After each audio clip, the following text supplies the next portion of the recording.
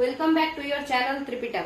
कल तक हम लोग जो देख चुके हैं आप फॉलो कीजिए। आधुनिक भारत का जो मॉडर्न हिस्ट्री का जो प्लेलिस्ट बन गया है उसमें खिलाफत मूवमेंट ये सब हो गया है। आज हम लोग असहयोग आंदोलन यानी एनसीएम नॉन कोऑपरेशन मूवमेंट शुरू करेंगे। अच्छा, पिछले वीडियो में हम एनसीएम लगातार बोलते जा रहे थे बट नॉन कोऑपरेशन मूवमेंट उसको नहीं बोले थे, उसके लिए सॉरी। हालांकि वीडियो में हम पिन कर दिए हैं। चलिए देखते हैं नॉन कोऑपरेशन मूवमेंट का जो मतलब पीछे का जो बात है कि कैसे शुरू हुआ क्या हुआ, वो थोड़ा सा खिलाफत में हम थोड़ा सा उसका हिंट दिए हैं बट फिर हम शुरू से स्टार्ट करते हैं। देखिएगा, सबसे पहले क्या हुआ कि गांधी जी को बड़ा पसंद थे अंग्रेज और अंग्रेज को बड़ा पसंद थे गांधी जी। हमेशा से जैसे ऐसा नहीं उनको लगता था कि मतलब अंग्रेजों को तो पीट के भगा दे, उतना भी ज्यादा चिढ़ते नहीं थे गांधी जी अंग्रेजों से। यहाँ तक की दोस्ती इतनी कि 1902 के समय में आप लोग देख लीजिएगा, 1901-2 होगा या फिर 1904-5 होगा। इस समय में एक बोर वॉर हुआ था और इसमें गांधी जी ब्रिटिशर्स को सपोर्ट किए थे। तो इसी के उपलक्ष्य में गांधी को कैसर हिंद की उपाधि दी गई थी। ठीक है, ब्रिटिशर्स को सपोर्ट किए थे भारतीयों से, एक तरीके से कहे थे साउथ अफ्रीका के लोगों से, साउथ अफ्रीकन भारतीयों से कि हम लोगों को ब्रिटिशर्स का सपोर्ट करना चाहिए। क्लियर है? तो अब क्या हुआ कि गांधी जी जब यहाँ आए 1915 में आ गए थे, तो 1914 से 1918 लगभग 28 जुलाई 1914 से फर्स्ट वर्ल्ड वॉर स्टार्ट हो गया था और 1918 के नवंबर में फर्स्ट वर्ल्ड वॉर खत्म हुआ था। तो गांधी जी 1915 में घर आए थे। उसके बाद 17 में 18 में गांधी जी के बातों को ब्रिटिशर्स इंपॉर्टेंस दिए, चाहे वो चंपारण सत्याग्रह हो या कभी भी हो।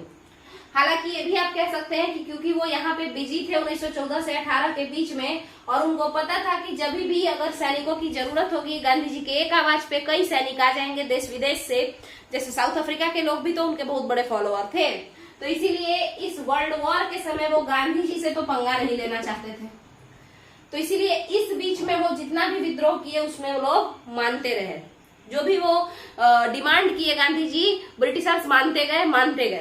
मगर 1918 के बाद 1919 से आप देखेंगे, चाहे गांधी का रॉलेट सत्याग्रह हो, एंटी रॉलेट सत्याग्रह, रॉलेट एक्ट के खिलाफ, इसमें भी बहुत बड़ा बवाल हुआ, या फिर असहयोग आंदोलन हो, सविनय अवज्ञा आंदोलन हो। सविनय अवज्ञा आंदोलन को सीडीएम कहते हैं, सिविल डिसोबीडियंस मूवमेंट को हिंदी में सविनय अवज्ञा आंदोलन, या फिर क्विट इंडिया मूवमेंट, भारत छोड़ो आंदोलन हो। किसी में भी गांधी जी का बात सब नहीं माना आफ्टर वर्ल्ड वॉर फर्स्ट।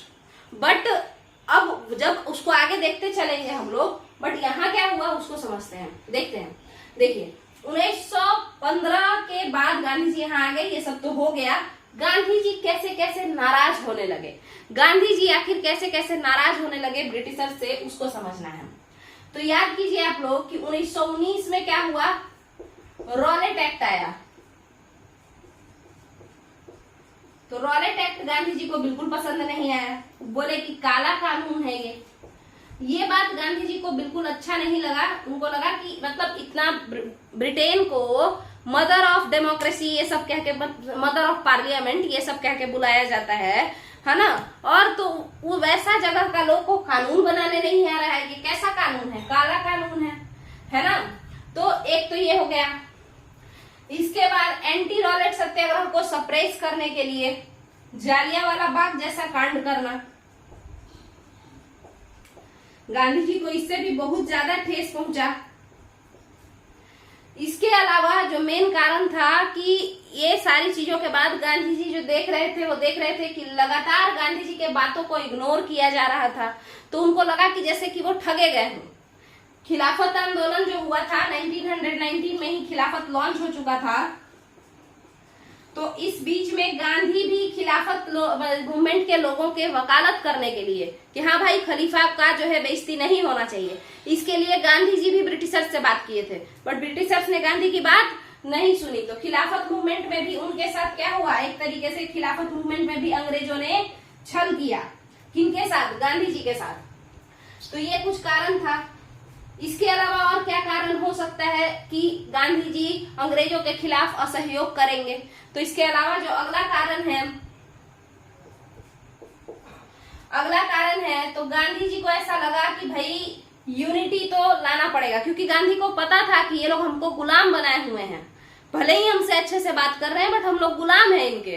और गांधी को आजादी तो चाहिए थी, भले ही मार पीट के नहीं चाहिए थी बट चाहिए थी ना आजादी।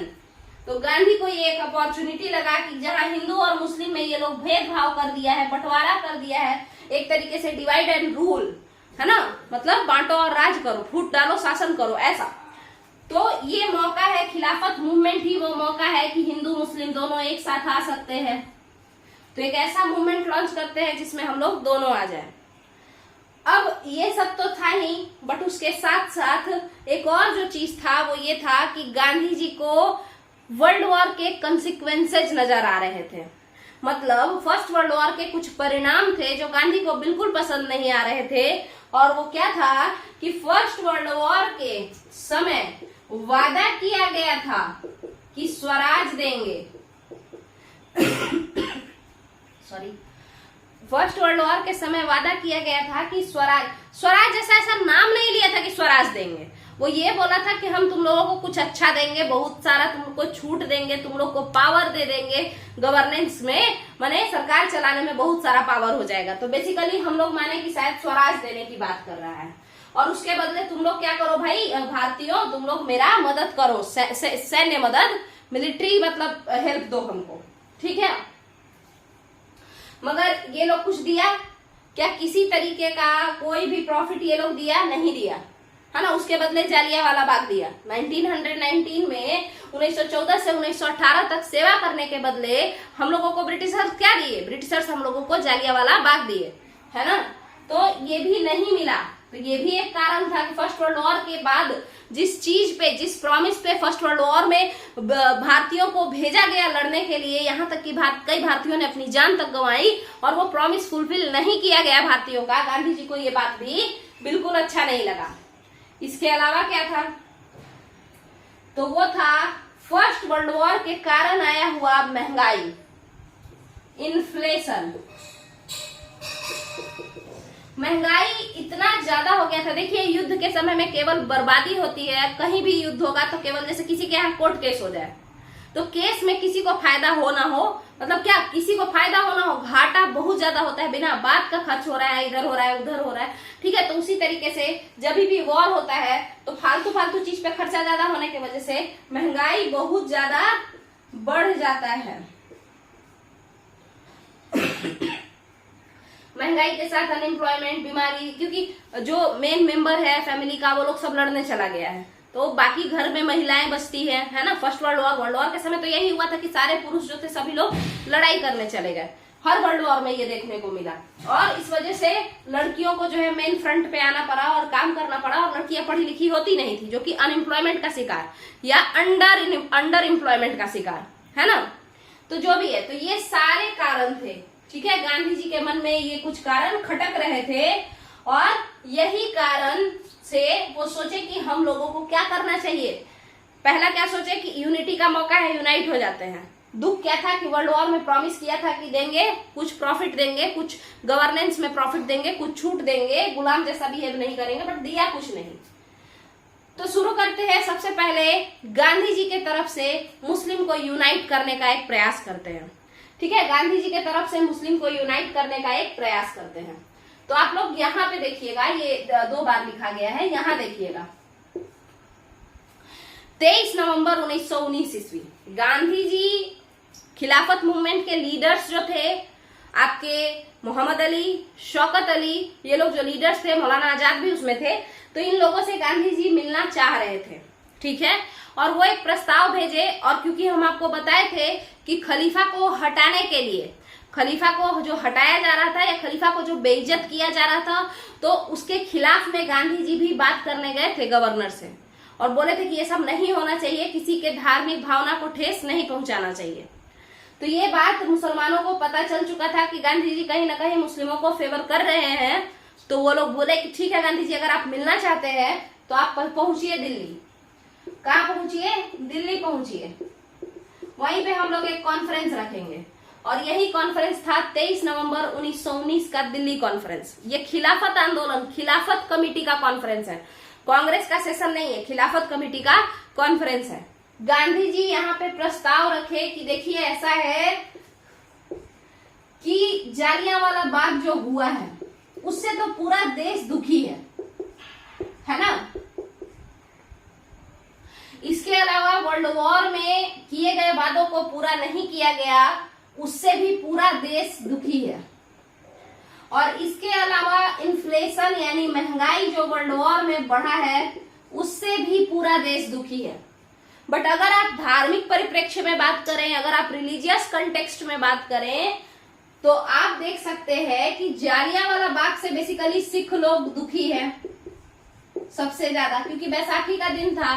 तो सबसे ज्यादा उस समय आप लोगों को पता होगा अमृतसर जो मंदिर है स्वर्ण मंदिर, उससे थोड़ा सा नजदीक में ये बाग है, तो वहां पे कौन से लोग गए होंगे, ज्यादातर तो सिख ही होंगे। तो सबसे ज्यादा जो आहत हुए होंगे वो सिख कम्युनिटी के लोग हुए होंगे। अदरवाइज तो जालियांवाला बाग पूरे भारत के लोगों के लिए बहुत बुरा था, है ना। आगे समझते हैं वर्ल्ड वॉर। अब ये तो मतलब सबको ही धोखा हुआ, तो भारतीय ही नाराज है बेसिकली। कौन? तो नेता लोग ज्यादा और सैनिक लोग जो लड़ने गए, जिनको भेजा गया बट फायदा कुछ नहीं हुआ। और इन्फ्लेशन से, महंगाई से पूरी जनता नाराज है। तो हम लोग एक काम क्यों ना करें, ये सब हम नहीं बोल रहे हैं, सारा गांधी जी दे रहे हैं, सारा गांधी जी बता रहे हैं दिल्ली कॉन्फ्रेंस में। तो गांधी कहते हैं कि हम लोग ऐसा क्यों ना करें कि कुछ लॉन्च किया जाए, कोई एक मूवमेंट लॉन्च किया जाए। गांधी को गुस्सा किस बात का है? रॉलेट एक्ट का है। रॉलेट एक्ट से भी पूरा लोग, दुनिया जहान का लोग नाराज, पूरे भारत का लोग। गांधी को गुस्सा जालियांवाला से है, गांधी को गुस्सा वर्ल्ड वॉर के वादे को तोड़ने से है। तो गांधी जी जो सोच रहे हैं कि अब एक कुछ ऐसा लॉन्च किया जाए, तो हम लोग हिंदू मुस्लिम मिल के लड़ा जाए, और बदले में हम आपके खलीफा वाला जो बात है उस पर तो गौर फरमा ही रहे हैं। बट ये लोग नहीं माने। कौन नहीं माना? तो खिलाफत मूवमेंट के लोग नहीं माने। उनको लगा कि ये यूनिटी ढोंग है, ये गांधी जी रंगा सियार जैसा बात कर रहे हैं, ये कोई हिंदू मुस्लिम यूनिटी जैसा कुछ चीज नहीं है। आप देखेंगे 1905 के बाद से और 1920 तक मुसलमानों को हिंदुओं पे भरोसा नहीं होके अंग्रेजों पे भरोसा ज्यादा हो गया था उस बीच में, जब उनको सेपरेट इलेक्टोरेट मिला था। तो अब गांधी जी बेचारे मुंह सुखा के वापस आ गए। उनका ये सारा प्रोपेगेंडा जो वो सोचे कि इस तरीके से समझाएं और कोई नहीं माना, वो क्या दिखा रहे थे कि देखो भाई जनता भी नाराज है, सब लोग नाराज है, तो एक साथ मिलके करेंगे ना, तो सब लोग एक साथ मिलके जब मूवमेंट होगा, तो लॉन्च होगा, तो बहुत ज्यादा प्रभाव पड़ेगा किस पे? अंग्रेजों पे। तो यही चीज गांधी जी समझाना चाहते थे कि ये पूरा एक मास मूवमेंट हो जाएगा, है ना। मगर कोई नहीं माना गांधी जी के बात को। तो गांधी अपना मुंह उठाए, बेचारे दुखी मन से वापस आ गए। मगर उनको क्या था? उनका सेम था कि भाई कोई माने ना माने, बेसिकली जनता परेशान है महंगाई से। तो महंगाई ओरिएंटेड कुछ बात अगर हम ले आए तो जरूर जनता मान जाएगी, और जनता मेरा सपोर्ट तो करेगी ही करेगी। अब बताइए एक बात, एक लॉजिक का बात सोचिए, आप विदेशी सामान सस्ते में खरीद सकते हैं या स्वदेशी सामान सस्ते में खरीद सकते हैं? एग्जाम्पल, आप दिल्ली से कोई गाड़ी मंगवाइए, जो दिल्ली रहते हैं उनका बात अलग है, जो माने बिहार में रहते हो और यूपी में रहते हो, दिल्ली से मंगवाइए और एक अपने बगल के शहर से मंगवाइए। दोनों में सस्ता कौन पड़ेगा? जाहिर सी बात है शहर वाला सस्ता पड़ेगा। तो महंगाई चल ही रहा था, तो गांधी जी सोचे कि भाई विदेशी प्रोडक्ट को बैन करवाते हैं। वही सेम कॉन्सेप्ट जो तिलक लाए थे स्वराज के समय में, वो यही बोले थे ना कि सारा स्वराज तो है ही, राजा मतलब स्वदेशी तो है ही, स्वदेशी सामान तो ठीक है, उसके साथ साथ स्वराज भी चाहिए। बट तिलक के स्वराज को स्वदेशी के समय कोई एक्सेप्ट ही नहीं किया। गांधी जी बोले कि विदेशी प्रोडक्ट अगर ऐसे हम मना करते तो लोगों के पास पैसा होता, वो लोग लेते ही, वो लोग छोड़ते नहीं। अगर लोगों के पास पैसा होता तो विदेशी प्रोडक्ट वो लोग खरीदते। मगर अभी तो गरीबी चल रहा है, महंगाई पीक पे है, सभी लोग वर्ल्ड वॉर से परेशान हैं, चाहे वो अमीर हो या फिर गरीब हो, तो लोग स्वदेशी पे वैसे भी फोकस करेंगे। इसके अलावा भक्ति, ये देशभक्ति भावना, उसके वजह से भी जालियांवाला बाग, ये सब की वजह से, रॉलेट एक्ट के वजह से लोग स्वदेशी पे फोकस करेंगे। तो उन्होंने कहा कि विदेशी वस्त्रों को क्या करो, परित्याग करो, उसको अबेंडन करो। फिर विदेशी शराब को तो गांधी जी सीधे ना कहते थे, वो देसी हो, पौवा हो, विदेशी हो, कहीं का भी हो, बट शराब को वो ना कहते थे। ठीक है, अब सारी चीजों को वो इस तरीके से, एक तो महंगाई सोच के यहाँ पे किए, महंगाई सोच के क्या किए कि स्वदेशी पे फोकस करवाते हैं, सामान अपना होना चाहिए, चरखा बनाओ, हम लोग खादी का कपड़ा पहनेंगे मगर विदेश का कुर्ता, ये सूट वगैरह, कोट पैंट ये सब नहीं पहनेंगे। ठीक है, तो ये स्वदेशी एक पॉइंट ये गांधी जी अपना लाए। ठीक है, महंगाई को देखते हुए कि मान जाएगा सब। दूसरी बात, रॉलेट एक्ट के समय में नेता लोग को कितना बेइज्जती हुआ। जो लोग कांग्रेस के भी नेता थे, जो शांत विचारधारा के थे, उनको भी anarchical and revolutionary crimes act, revolutionary माने क्रांतिकारी लोगों को पकड़ना था, और कांग्रेस के शांत नेता को भी पकड़ पकड़ के ले गया। तो गांधी जी कहे कि अभी भाई इन लोगों का भी ईगो हर्ट हो रखा है, किसका, नेताओं का, तो एक काम क्यों ना करें, बोल दे कि जितने भी नेता लोग हो अपना अपना पोस्ट से रिजाइन करो। ठीक है, नेता लोग जितने भी हो अपने अपने पोस्ट से रिजाइन करो। तो वो भी हो गया कि चलो एक ये वाला बात भी रख लेते हैं। हमने इसको रब कर देते हैं, नहीं तो फिर बहुत ज्यादा ये हो जाएगा। 1 मिनट रुक जाइएगा। आप लोग को क्या ये वीडियो समझ में आ रहा है? अगर वीडियो समझ में आ रहा है तो आप लोग चैनल से जुड़ सकते हैं। चैनल का नाम हुआ त्रिपिटक। प्लेलिस्ट पे जा करके बाकी वीडियो को देख सकते हैं, चैनल से जुड़ सकते हैं। क्लियर है? चैनल को सब्सक्राइब कीजिए। अगर वीडियो पसंद आए तो वीडियो को शेयर भी कीजिए अपने जान पहचान के लोगों में, और नीचे कमेंट में भी बता सकते हैं कि कौन सा टॉपिक अच्छे से समझ में आया, कहाँ वाला किस तरीके का था। आप अपना कमेंट, पॉजिटिव क्रिटिसिज्म भी आप चाहें तो कर सकते हैं, कंस्ट्रक्टिव क्रिटिसिज्म जिसको हम लोग कहते हैं इंग्लिश में, तो आप कर सकते हैं। कुछ अगर सुधार चाहिए तो वो भी बता सकते हैं। उसके अलावा हम कुछ क्वेश्चन अगर पूछे तो वो आप लोग नीचे कमेंट में उसका आंसर जरूर दिया कीजिए। उससे क्या होता है कि रिवीजन होते रहता है। आप लोगों को कॉज तो समझ में आ गया होगा कि क्या क्या कारण था असहयोग आंदोलन के लॉन्च होने का। यहाँ पे कई सारा कारण लिखा हुआ है, ये वर्ल्ड वॉर है ना, और ये सारी चीजें लिखी हुई हैं। अब क्या है, गांधी जी सोच रहे हैं खिलाफत मूवमेंट से, खिलाफत कमेटी से आ गए हैं दिल्ली कॉन्फ्रेंस से। उसके बाद सोच क्या रहे हैं तो हम आपको बताएं कि स्वदेशी वो प्रोग्राम बना रहे हैं, मूवमेंट को कैसे, किस टाइप का मूवमेंट होगा, क्या करना है, तो उसके लिए प्रोग्राम बना रहे हैं। और उसी प्रोग्राम एक कागज लिए हैं, कागज फाड़ के रख लिए हैं अपने पास, और सोच सोच के 5-5 मिनट, 10 मिनट, 1 घंटा पे कागज निकाल रहे हैं पॉकेट से और उस पे लिखते जा रहे हैं। तो पहला बात वो लिखे स्वदेशी, स्वदेशी। इसके बाद वो क्या लिखे, तो उसके बाद बोले कि भाई नेता लोग रिजाइन करो। वो क्यों सोचे कि नेता रिजाइन कर देगा? रॉलेट एक्ट के वजह से। रॉलेट एक्ट में नेता लोगों को काफी बेइज्जती किया गया, तो इस वजह से वो सोचे कि अगर हम इस टाइप का कॉन्सेप्ट लाए तो जरूर नेता लोग रिजाइन करेगा। तो नेता लोग क्या करो भाई, रिजाइन करो। इसके बाद बात क्या हुआ था, तो बात हुआ था कि वर्ल्ड वॉर फर्स्ट के बाद आप लोगों को कुछ इज्जतदार पोस्ट मिलेगा, ऊंचा पोस्ट इन द सेंस की पावर मिलेगा नेताओं को, भारतीय नेताओं को। तो यहाँ पे जो फर्जी फर्जी टाइटल देते रहता था, चलिए आप कैसर हिंद हैं, आप गुरुदेव हैं। गुरुदेव हालांकि गांधी जी दिए थे रविन्द्रनाथ टैगोर को। हम एक एग्जाम्पल दे रहे हैं कि जैसे कैसर हिंद किसी को बोल देता था, किसी को नाइटहुड की उपाधि दे देता था। तो ये सब जो करता था ना, तो ये झूठ झूठ का टाइटल देना। और एक जैसे एग्जाम्पल के तौर पर समझिए, हम किसी को कह दे कि तुम ही तो मेरे क्या हो, मेरे लिए देवता हो, है ना, और हम उसको रोज पीछे में गाली दें और बोले तुम तो मेरे लिए देवता हो, है ना, तो ये झूठ झूठ का देवता वाला टाइटल हम उसको दे रहे हैं। और इंसान जैसा भी उसके साथ अगर बिहेव नहीं कर रहे हैं तो ऐसा टाइटल का क्या जरूरत है। तो गांधी जी बोले कि जो फालतू फालतू टाइटल दे रहा है, कैसर हिंद और ये सब, है ना, और पोस्ट नहीं दे रहा है, पावर नहीं दे रहा है और टाइटल दे रहा है, तो इसको छोड़ दो। तो ये भी एक एजेंडा हो गया। कपड़ा वपड़ा तो हो ही गया। इसके अलावा वो बोले, क्या बोले कि देखिए, अगर हर बच्चा ऐसे स्कूल में पढ़े जो गुलाम, जो सरकार हम लोगों की जो गुलाम हमें बनाई हुई है, और भारतीय बच्चे अगर वहीं पे पढ़ेंगे तो वो लोग तो यही सिखाएगा ना कि हम लोग अच्छे हैं और तुम लोग गुलाम होने के ही लायक हो। तो इस तरीके से माइंडसेट गुलामी वाला हो जाएगा।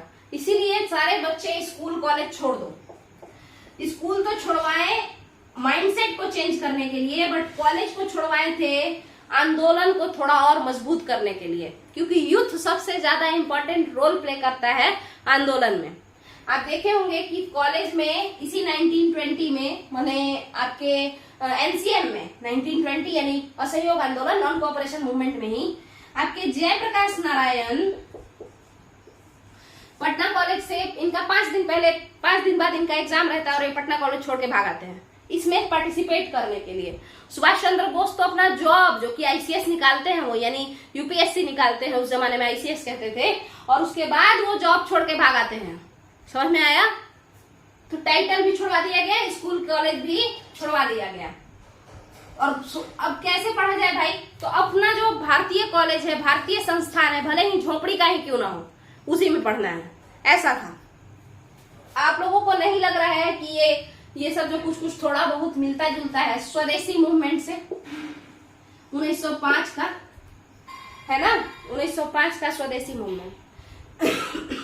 अब क्या हुआ? तो अब ये हुआ, ये तो कागज तैयार हो गया और यही था प्रोग्राम ऑफ द मूवमेंट। आखिर ये प्रोग्राम कब बना बताइए जरा? तो 23 नवंबर 1919 को, 1919 को नवंबर में, जब मुसलमानों ने मना कर दिया, खिलाफत कमेटी के मुसलमानों ने जब मना कर दिया, तब गांधी जी आराम से बैठ के 2-3 महीना में ये तैयार किए और मार्च 1920 में प्रोग्राम ऑफ मूवमेंट लॉन्च हो चुका था। मगर अभी तक मूवमेंट का कोई नाम नहीं पड़ा था कि हाँ एक मूवमेंट करेंगे जिसमें इस तरीके का कुछ प्रोग्राम रहेगा। मार्च 1920 में ये लॉन्च हो चुका था। क्लियर है? अब इसके बाद क्या हुआ अगर आप देखें तो इसके बाद ऐसा हुआ कि गांधी जी सोचे कि आखिर ये मूवमेंट तो हम इस तरीके का प्रोग्राम लेके चलेंगे, करना कैसे है? क्या बंदूक लेके तोड़ते फोड़ते गोली मारते चलना है? नहीं। तो फिर क्या, किस तरीके से किया जाए? तो गांधी जी ने कहा कि हम इसको हर चीज में क्या कर रहे हैं, ब्रिटिशर्स को सहयोग नहीं दे रहे हैं, तो इसीलिए इस मूवमेंट का नाम हम असहयोग रखते हैं। और असहयोग करेंगे, ना कि विद्रोह करेंगे, असहयोग करना। जैसे एग्जाम्पल के तौर पर हमसे आप कहिए कि ये काम कर दो और बदले में हम उठाए जूता और 2 जूता मार दिए किसी को, नहीं करेंगे, नहीं, ये नहीं बोले कि नहीं करेंगे, सीधे गए और 2 जूता मार दिए, तो वो ऑटोमेटिकली समझ जाएगा कि विद्रोह किया जा रहा है। बट अगर कोई हमसे कहे कि ये काम कर दो और हम चुपचाप से ऐसे खड़े रहे, कुछ नहीं किए, है ना, तो हम विद्रोह भी नहीं किए मगर हम उसका सहयोग तो नहीं किए ना। तो यही चीज था, यानी नॉन वायलेंट, अहिंसा के तौर पर, अहिंसात्मक वे में, नॉन वायलेंट वे में, अहिंसात्मक तरीके से असहयोग करना है। किसके साथ? अंग्रेजों के साथ। तो ये हुआ। अब मूवमेंट का प्रोग्राम लॉन्च हो चुका है, मूवमेंट का नाम पड़ गया असहयोग आंदोलन। क्या आप लोगों को असहयोग आंदोलन का नाम कैसे पड़ा समझ में आया? क्लियर है? यही सब चीज को फॉलो करना था। गांधी जी प्रोग्राम बना लिए। अब इसके बाद क्या होगा? इसके बाद ये सब करने के बाद मार्च 1920 के बाद हम लोग क्या देखते हैं कि 1 से 3 जून 1920 को ट्रीटी होता है, संधि होता है, सेवरीज की संधि, और इंग्लिश में Sevres, treaty of Sevres. Treaty of Sevres जो होता है वो ब्रिटेन और तुर्की के बीच में होता है। मुख्यतः ये कह सकते हैं आप लोग कि वो मित्र राष्ट्र और धुरी राष्ट्र के बीच में होता है, लाइट पावर और एक्सिस पावर के बीच में। इसमें तुर्की का जितना भी मतलब टुकड़ा टुकड़ा कर दिया जाता है, ये वाला ये हिस्सा हम रख लेते हैं, वो हिस्सा हम रख लेते हैं, है ना, और खलीफा को उसके पद से हटा दिया जाता है। ठीक है, 1 से 3 जून 1920 को जब ऐसा होता है और मतलब इतना गुहार करने के बाद खिलाफत कमेटी बार बार अंग्रेजों से विनती करते रहती है कि प्लीज जजीरातुल अरब मत छीनिए, होली प्लेसेज ऑफ मुस्लिम को खलीफा से मत छीनिए। जजीरातुल अरब का मतलब होता है मुसलमानों का पवित्र स्थान, और उसके हेड ये लोग चाहते थे, मुसलमान लोग चाहते थे कि खलीफा ही रहे। आप लोग पिछला वीडियो देखिए। और वो लोग बार बार एक तरीके से रिक्वेस्ट कर रहे थे अंग्रेजों से अलग अलग मेथड से कि जज़ीरातुल अरब को खलीफा से मत छीनिए, खलीफा को ही हेड रखिए और खलीफा को बेइज्जत मत कीजिए, खलीफा के पोस्ट को उतना ही पायस यानी पवित्र छोड़ दीजिए। मगर ऐसा कितना भी बोलने के बाद नहीं माना सब, और अल्टीमेटली 1 से 3 जून 1920 को ट्रीटी ऑफ सेवरस हुआ और इस ट्रीटी में खलीफा को उसके पोस्ट से हटा दिया गया और तुर्की को डिसमेंबर कर दिया गया, यानी उसको टुकड़ों टुकड़ों में बांट दिया गया। कुछ यूएसएसआर ले गया, कुछ कोई ले गया। ट्रीटी ऑफ सेवरस, SEVRES, यही था। ठीक है, अब दौड़े दौड़े इन लोगों को, खिलाफत कमेटी वाले जो नेता थे, इन लोगों को याद आए गांधी जी, और तुरंत गांधी जी से बोला ये लोग इलाहाबाद मीटिंग में, ये 1 से 3 जून 1920 जो हम बोले हैं ना, ये थोड़ा यहाँ पे मिस्टेक है, मई 1920 में ट्रीटी ऑफ सेवरस कब हुआ है? मई 1920 में, 1920 मई में। और जैसे ही हुआ तुरंत ये लोग अपना इलाहाबाद में मीटिंग रखा। कौन? खिलाफत कमेटी वाले लोग, खिलाफत मूवमेंट वाले लोग जल्दी जल्दी जून में 1 से 3 जून 1920 को इलाहाबाद में मीटिंग रखा और बोला क्या? तो बोला यही कि इलाहाबाद के मीटिंग में ये लोग क्या बोला कि गांधी जी को जल्दी से बोलो कि हम लोग के साथ जुड़े और हम लोग मिल करके अंग्रेजों के खिलाफ नॉन कोऑपरेशन मूवमेंट, कम खिलाफत मूवमेंट लॉन्च करें। तो यहाँ पे गांधी जी को जब ये बात पता चला कि ये लोग जुड़ना चाहता है मूवमेंट से मेरे, है ना, तो वो बोले कि ठीक है, बहुत बढ़िया बात है, और वो जुड़ गए। तो अब कितने लोग हो गए यहाँ पे बताइए जरा, यहाँ देखिएगा। तो अब हो गए खिलाफत वाले लोग और प्लस गांधी जी। बट आप बताइए कि शुरू में जब गांधी जी गए थे तो ये लोग माने नहीं थे। इसके अलावा मुस्लिम लीग जो सेपरेट इलेक्टोरेट लिया अंग्रेजों से, उससे कांग्रेस के आधा से ज्यादा लोग नाराज थे। अब वो लोग बोले कि भाई हम लोग नहीं जाएंगे खिलाफत को, मतलब खिलाफत कमेटी वाले लोगों का सपोर्ट करने। कौन बोले? कांग्रेस के लोग बोले।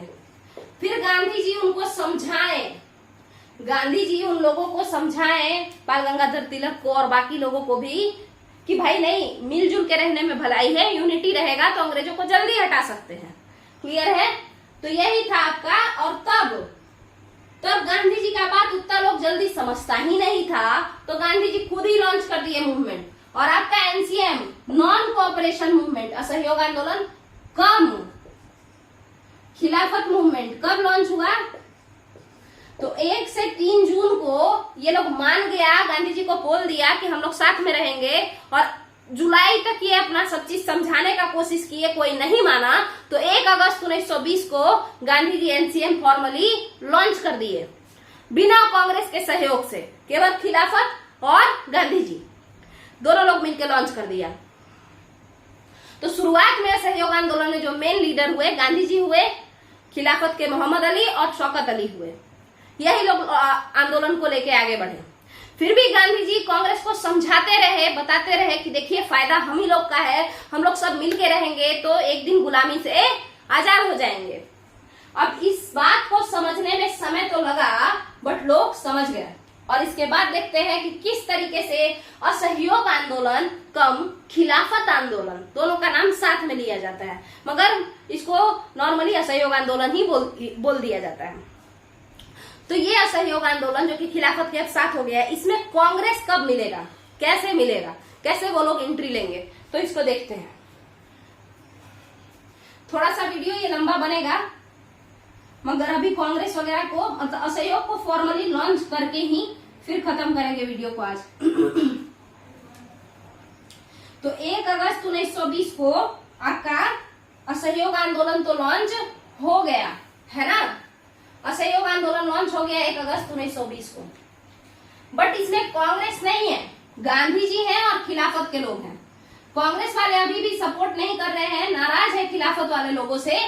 बेसिकली मुस्लिम लीग जो एक तरीके से हमेशा से आफ्टर 1905 सपोर्ट कर रहा था अंग्रेजों को और कांग्रेस के खिलाफ रह रहा था, इस वजह से तब गांधी जी लोगों को समझा रहे थे। 1 अगस्त 1920 को लॉन्च हो चुका है ना, और इसमें गांधी जी प्लस मोहम्मद अली प्लस शौकत अली, ये 3 लोग, कांग्रेस नहीं, ठीक है। तब हुआ गांधी जी समझाते समझाते समझाते समझाते, जब समझ गया लोग, कुछ लोग बेसिकली गरम दल वाले लोग, लाला लाजपत राय बाल गंगाधर तिलक वाला ग्रुप, तब गांधी जी फटाफट से बोले कि कांग्रेस का स्पेशल सेशन जैसे मान के चलिए किसी स्कूल में मीटिंग रोज सैटरडे को होता है और कुछ अर्जेंट बात हो गया और उस दिन जल्दी जल्दी बुधवार को ही मीटिंग बुलाया गया, तो वो स्पेशल मीटिंग हुआ, है ना। तो उसी तरीके से कांग्रेस का सेशन जो होता था वो नॉर्मली तो दिसंबर में होता था, बट सितंबर में ही जल्दी जल्दी, सितंबर 1920 में, अगस्त के बाद आप देखिए यहां से कनेक्ट कीजिए, सितंबर 1920 में जल्दी जल्दी स्पेशल सेशन ऑफ कांग्रेस बुलाया गया। और कहां पे? कलकत्ता में, कलकत्ता में बुलाया गया। और क्यों बुलाया गया? तो भाई मान गए थे कुछ लोग, है ना, तो सारे कांग्रेस को मनाना था, तो गांधी जी बोले जल्दी जल्दी आइए आप लोग। फिर भी गरम दल वाले बड़ा नाराज कि इन लोगों की वजह से बहुत टेंशन हुआ है।